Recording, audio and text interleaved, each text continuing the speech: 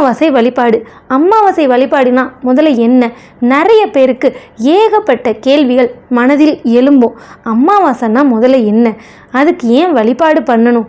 எந்த தேதியில் வருது?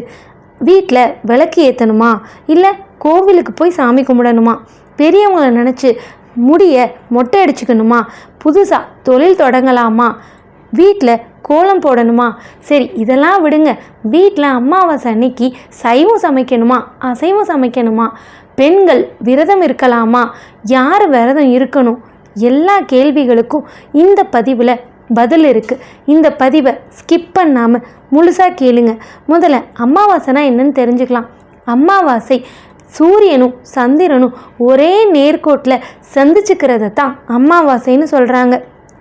இந்த நாள் நம்ம வீட்டில் இறந்த பெரியவங்க, முன்னோர்கள் எல்லாரையும், அதாவது 3 தலைமுறை பெயர்களை நம்ம தெரிஞ்சு வச்சுருக்கணும்.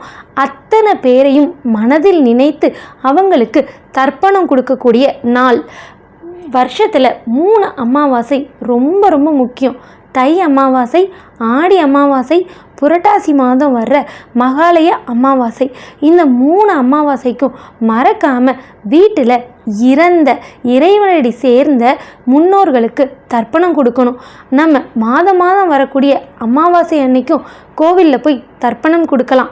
அதுவும் நீர்நிலை, இந்த பாவநாசம், குற்றாலம், இந்த மாதிரி நீர்நிலை இருக்கிற இடங்களில் உள்ள இடத்துல நீங்கள் தர்ப்பணம் கொடுக்கலாம். அதுவும் காலையில் 6 மணிக்கு முன்னாடி கொடுத்துருங்க. அது ரொம்ப சிறந்தது. சரி, யார் விரதம் இருக்கணும்? சுமங்கலி பெண்கள் விரதம் இருக்கவே கூடாது. அப்போ யார் தான் விரதம் இருக்கிறது? ஆண்கள் விரதம் இருக்கலாம். அதுவும் எப்படிப்பட்ட ஆண்கள்னா, தாய் தந்தை இல்லாத ஆண், அவங்க விரதம் இருக்கலாம். அப்போ பெண்கள் விரதம் இருக்கவே கூடாதா? பெண்கள் விரதம் இருக்கலாம். கணவன் இல்லாத, தாய் தந்தை இல்லாத ஒரு பெண்மணி விரதம் இருக்கலாம். வீட்டில் சுமங்கலி பெண்ணாக இருக்கிற எந்த ஒரு பெண்ணும் நிச்சயமாக விரதம் இருக்கக்கூடாது.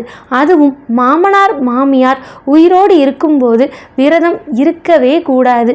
காலையில் எழுந்து நீங்கள் எப்பவும் போல் உங்களுடைய வேலையை செய்யுங்க. நான் பெண்களுக்கு சொல்கிறேன், நீங்கள் வெறும் வயிற்றோட அமாவாசை அன்னைக்கு காலையில் எந்த வேலையும் செய்யக்கூடாது. உங்கள் வீட்டில் பெரியவங்களுக்கு ஒரு டம்ளர் டீ கொடுக்கணுன்னா கூட அதை நீங்கள் வெறும் வயிற்றோட கொடுக்கக்கூடாது. அன்னைக்கு வீட்டில் இருக்கிற சுமங்கலி பெண்கள் நல்லா சாப்பிடணும். கணவன் ஒருவேளை விரதம் இருக்கிறாரு அப்படின்னா அவருக்காக நீங்களும் சேர்ந்து நிச்சயமாக பட்னி கிடக்கக்கூடாது. இது அமாவாசை அன்னைக்கு செய்ய வேண்டிய விஷயம்.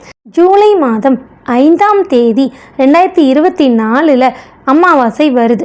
சரி, வீட்டில் விளக்கேற்றலாமா அப்படின்னு பார்த்தோன்னா விளக்கு ஏற்றலாம். காலையில் வீட்டில் இறந்தவங்களுடைய படங்கள் இருந்தால் அந்த படங்களுக்கு நல்ல வாசனை பூக்களாக போட்டு அந்த படங்களின் முன்னாடி அகல் விளக்கு ஏற்றலாம். கோவிலுக்கு போகணும் அப்படின்னா நான் முதலையே சொன்னேன், கோவிலுக்கு போய் காலையிலே தர்ப்பணம் கொடுத்துருங்க. நீங்கள் கோவிலுக்கு போகிறத மாலை நேரத்தில் வச்சுக்கலாம். சரி, மொட்டை அடிக்கணுமா? ஏற்கனவே இறந்தவங்களை நினச்சி தேவையில்லை. அமாவாசை நாளன்னைக்கு மொட்டை போடுறது, நகம் வெட்டுதல், இந்த மாதிரி எந்த வேலையும் செய்யாமல் தவிர்க்கிறது நல்லது. தொழில் தொடங்கலாமா, புதுசாக ஒரு காரியம் ஆரம்பிக்கலாமா அப்படின்னு கேட்டிங்கன்னா, அமாவாசை அன்னைக்கு சூரியனும் சந்திரனும் ஒரே நேர்கோட்டில் சந்திக்கிறதால சில மாற்றங்கள் இந்த பிரபஞ்சத்தில் ஏற்படும். கடல் அலைகள் அதிகமாகும். ஏன், நம்மளுடைய உடலுடைய தட்பவெட்ப நிலையே மாறும். அப்படி இருக்கும்போது புதுசாக ஒரு தொழில் தொடங்குகிறோம், ஒரு காரியம் செய்கிறோம் அப்படின்னா அதனுடைய நிலைப்பாடும் அந்த அளவுக்கு சீராக இருக்காது. நீங்கள் தொடங்கணும்னு ஆசைப்பட்டீங்கன்னா அமாவாசையிலிருந்து 3ஆவது நாள் சந்திர தரிசனம் அப்படின்னு வரும். அந்த நாளில் நீங்கள் எந்த காரியத்தை வேணாலும் தொடங்கலாம். தங்கம் வாங்கலாம், புது தொழில் தொடங்கலாம், புது துணிமணிகள் எடுக்கலாம். ரொம்ப சிறப்பானதாக இருக்கும். அதுக்கப்புறம் முக்கியமான விஷயம், அமாவாசை அன்னைக்கு வாசலில் கோலம் போடலாமான்னு கேட்டிங்கன்னா நிச்சயமாக காலையில் வாசலில் கோலம் போடாதீங்க. வெள்ளிக்கிழமையாக இருக்கே, எப்படி போடாமல் இருக்கிறது அப்படின்னு யோசிக்க வேண்டாம். நம்ம வீட்டுக்கு நம்மளுடைய முன்னோர்கள் வருவாங்க. அவங்கள வரவேற்கும் விதமாக நாம் வாசலில் நிச்சயமாக கோலம் போடக்கூடாது. வெள்ளிக்கிழமையாக இருக்கே என்ன பண்ணுறதுன்னு கேட்டிங்கன்னா, இந்த அமாவாசை முன்னோர் வழிபாடை 12 மணிக்குள்ளே நம்ம முடிச்சிடலாம். முடித்ததுக்கு அப்புறமா மாலை நேரத்தில் வழக்கம் போல் 5 மணிலேருந்து 6 மணிக்குள்ளே நீங்கள் கூட்டி பெருக்கி கோலம் போட்டு சாயந்தரம் உங்களுடைய வீட்டில் என்ன தெய்வங்கள் இருக்கோ அந்த தெய்வங்கள் முன்னாடி விளக்கேற்றி வழிபடலாம். நம்ம வீட்டில் இறந்த முன்னோர்களை பித்துரு தெய்வங்கள்னு சொல்லுவாங்க. அமாவாசை அன்னைக்கு வீட்டில் அந்த பித்துரு தேவதைகளுக்காக நாம் படையல் போடணும். அவங்களுடைய படம் இருந்தால் அந்த படத்தை வச்சு படையல் போடலாம். படம் இல்லையா, ஒரு சின்ன அகல் விளக்கை ஏற்றி வச்சு ஒரு வாழை இலை வச்சு ஃபுல்லாகவே சைவ உணவாக தான் இருக்கணும். அசைவம் அமாவாசை அன்னைக்கு சமைக்காதீங்க. முக்கியமாக கீரை சமைக்கக்கூடாது. பாவக்காய், வாழைக்காய், பூசணிக்காய் இந்த மாதிரி காய்கறிகளை நீங்கள் சமைக்கலாம். இது போக சைவத்தில் உங்கள் வீட்டு பெரியவங்களுக்கு என்னெல்லாம் விருப்பமோ, அவங்க இனிப்பு வகைகள் அதிகமாக சாப்பிடுவாங்க அப்படின்னா எல்லாமே வாங்கி வச்சு நீங்கள் படையல் போடலாம். இந்த படையல்லேருந்து ஒரு சிறு பகுதியை எடுத்து காக்காக்கு வச்சுட்டு காக்கா சாப்பிடுதான்னு பார்த்துட்டு அதுக்கப்புறம் நீங்கள் வீட்டில் சாப்பிட்லாம்.